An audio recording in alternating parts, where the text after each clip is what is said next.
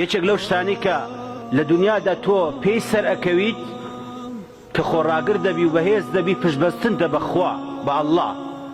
کاتێ لە دنیادا پشتت بە ئەڵڵا بەس بەڕاستی دڵنیا بە لەوەی کە زۆر بەهێزی تۆ. خوای رب العالمین دەفەرمێ فما ئوتیتم من شەیء فمتاع الحياة الدنيا. هەچ کەسێک لە دنیادا ئەگەر شتێکی بدەمێ بەش بدەم ئەوە لە خۆشیەکانی دنیایە، لە خۆشی دنیایە ئەو شتانی کە لە دنیادا خوا پێی داوین. بەڵام بزانن وما عند الله خير وأبقى. بەڵام بزانن لای خوای پەروەردگار وەتە لە ڕۆژی دواییدا لە دوای مردنت لە دوای ڕازبوونەوەت بەرەو بەهەشت هەڵسانەوەت لە گۆڕەکان ئەو کاتە ژیانێکی تر هەیە کە خەیر و ئەبقا، زۆر چاکە، زۆر خۆشە و هەتا هەتایە. چونکە دنیا تەمەنی هەیە، دنیاش نەک تۆ نەکەر تۆ تەمەنت هەیە، تەمەنەکە 60-50 چلە، بەڵکو دنیاش تەمەنی هەیە، دنیاش دەبڕێتەوە.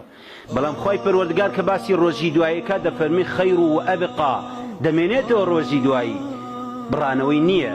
جا خۆت بێبەش مەکەلەوە خۆشەویستەکەم. بەڵام ئەمە بۆچی ئامادە کراوە؟ للذین آمنوا وعلى ربهم يتوكلون. ئایا ئێمە لەو کەسانەین؟ للذین آمنوا وعلى ربهم يتوكلون.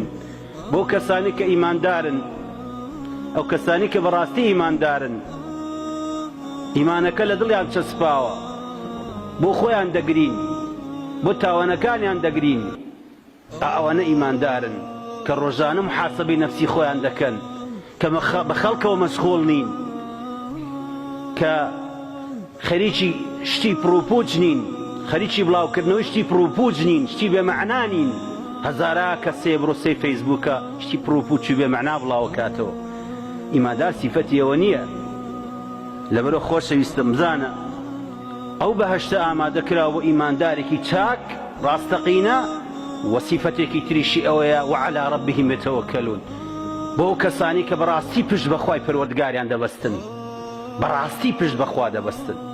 یعنی کاتێک کە تۆ پشتت بەڕاستی بەخوا بەست لە هیچ شتێک ناترسیت، هیچ شتێک، هەموو شتێک بەلاتەوە ئاسانە، هەموو ڕووداوێک بەلاتەوە ئاسانە، هەموو شتێک بەرامبەرت ڕێیەکەی کورتە، بڕینەکەی ئاسانە و کۆتاییشی دێ.